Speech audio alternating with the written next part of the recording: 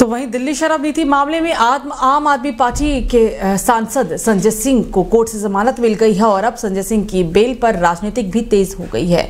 BJP से उत्तर पश्चिमी seat से प्रत्याशी योगेंद्र चंदोलिया ने कहा कि संजय सिंह की अभी बेल हुई है मगर केस खत्म हो गया ऐसा नहीं है। कोर्ट ने उन पर कई शर्तों के साथ बेल दी है। इस मुद्दे पर डेली 24 भारत के संवाददाता हिमांशु दुबे ने बीजेपी से उत्तर पश्चिमी सीट से प्रत्याशी योगेंद्र चंदोलिया से बातचीत की है। आम आदमी पार्टी के राज्यसभा सांसद संजय सिंह की रिहाई हो गई है और उनको सुप्रीम कोर्ट से बेल दी गई है और इसको आम आदमी पार्टी सत्यमेव जयते कह रही है और कह रही है कि जेल का ताला टूट गया, संजय सिंह छूट गए। हमारे साथ बातचीत करने के लिए उत्तरी पश्चिमी दिल्ली से बीजेपी के प्रत्याशी योगेंद्र चंदोलिया जी हैं। सर, आम आदमी पार्टी कह रही है कि सत्यमेव जयते, क्या कहेंगे? देखिए, सत्यमेव जयते एक बहुत अच्छा शब्द है, लेकिन अभी उनकी बेल हुई है। अभी ट्रायल जब होगा तो कोर्ट तय करेगी। बेल होने में और केस खत्म होने में बड़ा अंतर होता है। कोर्ट ने, सुप्रीम कोर्ट ने बरी नहीं किया है और उन पर बहुत सारी बंदिशें लगाई हैं, आपने क्या क्या करना है। इसलिए ये खुश हो लें, कोई ऐसी बात नहीं है।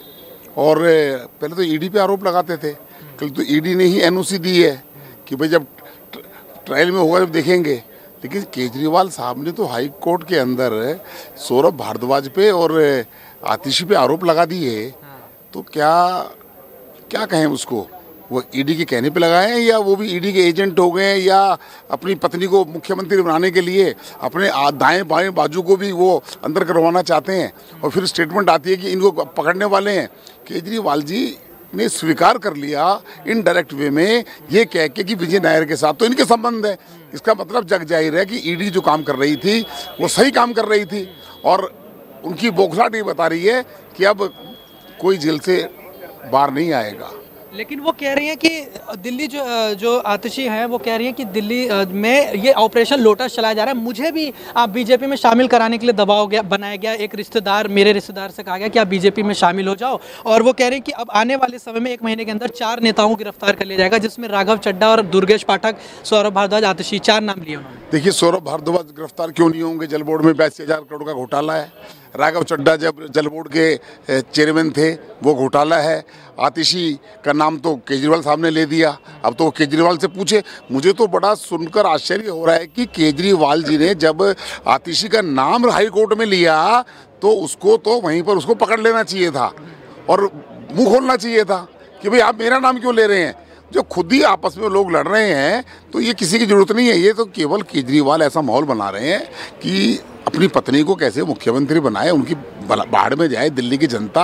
उनकी जो सोच है अपने मुख्यमंत्री बने रहना या पत्नी को बनाना, वो सभी को फंसाएंगे। चाहे राघव चड्ढा हो, चाहे सौरभ भारद्वाज हो, ये सब लोग तिहाड़ की शिक्षों के अंदर जाना पड़ेगा इनको। जी, जिस तरीके से अब आम आदमी पार्टी ने, गोपाल राय ने ये कहा है कि 7 तारीख से कैंपेन शुरू करेंगे कि केजरीवाल को आशीर्वाद दीजिए। उस अभियान में लोगों से अपील करी जा रही है कि लोग व्रत रहे, यानी कि सब जो लोग हैं दिल्ली की जनता और जो समर्थन में व्रत लोग रहे। अब इस पर क्या कहेंगे? देखिए, जब अन्ना हजारे जी ने जब अनशन किया था ना, तो उस समय की डॉक्टरी रिपोर्ट निकला हुआ। केजरीवाल तो खाकर बैठते थे, अन्न पूरा ग्रहण करके बैठते थे धरने के ऊपर। कोई जब किसी पर आरोप लग जाए, दिल्ली की जनता को पता है 8 बार ईडी का नोटिस देने के बाद अगर किसी साधारण व्यक्ति को पुलिस एसएचओ किसी काम में कॉल कर ले और अगर वो व्यक्ति नहा जाए तो इसका मतलब समझो दाल में काला है। 8 नोटिस मिलने के बाद और हाई कोर्ट में सारे ईडी ने कागज दिखाने के बाद अरविंद केजरीवाल को कोर्ट ने कहा है कि आपको ईडी के सामने जाना होगा। पर्याप्त सबूत हैं, आप व्रत रखो मत रखो, दिल्ली की जनता जान चुकी है केजरीवाल और उसकी पार्टी भ्रष्टाचार में डूबी हुई है। आखिरी सवाल है, जिस तरीके से उनका वजन घट गया, कह रहे हैं कि 4-5 किलो वजन घट गया तिहाड़ जेल में, अब उनका शुगर बहुत वो हो गया है, इस पर आपकी क्या प्रतिक्रिया? देखिए, वो तो डॉक्टर तय करेंगे कि उनका वजन कितना घट गया, कितना बढ़ गया। अब मुझे ऐसा लगता है कि जो वो पैंट शर्ट पहनते थे और ज़्यादा खुली पहन ली होंगी पहले के मुकाबले।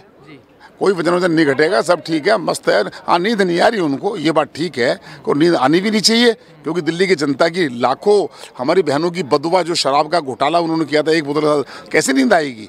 काल कोठरी के अंदर 100 करोड़ के बंगले में रहने वाले व्यक्ति को किस प्रकार से वहाँ रहना पड़ेगा, तो नींद तो उड़ेगी उड़ेगी। बहुत धन्यवाद सर। तो देखिए, हमने बातचीत करी योगेंद्र चंदोलिया जी से। वीडियो जर्नलिस्ट संदीप के साथ मैं हिमांशु दुबे, डेली 24 भारत, दिल्ली।